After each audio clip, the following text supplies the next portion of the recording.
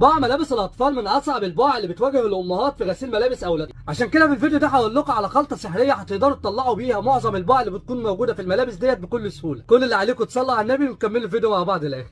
هنجيب بقى اي حاجه عندنا فاضيه وهنحط فيها اسيتون بتاع مزيل طلاء الاظافر. بعد كده هنفض عليهم كمان شويه كحول ايثيلي بتاع تعقيم الايدين، وهنحط عليهم شويه سائل بتاع غسيل الاطباق. هنفض عليهم شويه كلوركس الوان، لو ما عندناش هنحط عليهم اي سائل بتاع غسيل ملابس احنا بنستخدمه عندنا برضو في البيت. بعد كده هنحط عليهم شويه خل صغيرين. اخر حاجه هنحطها شويه ميه ونقلبهم في بعض كويس. بعد كده بقى هنجيب اي بخاخ عندنا قديم في البيت وهنفضي فيه الخلطه اللي احنا عملناها.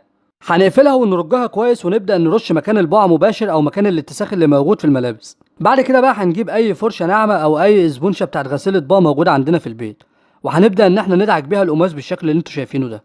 ولو في اي حاجه او بقعه ما رضتش تطلع او حاسين ان البقعه لسه سايبه اثر، بنرش عليها تاني وبنرجع برضو ندعكها بالفرشه تاني بالشكل ده كده.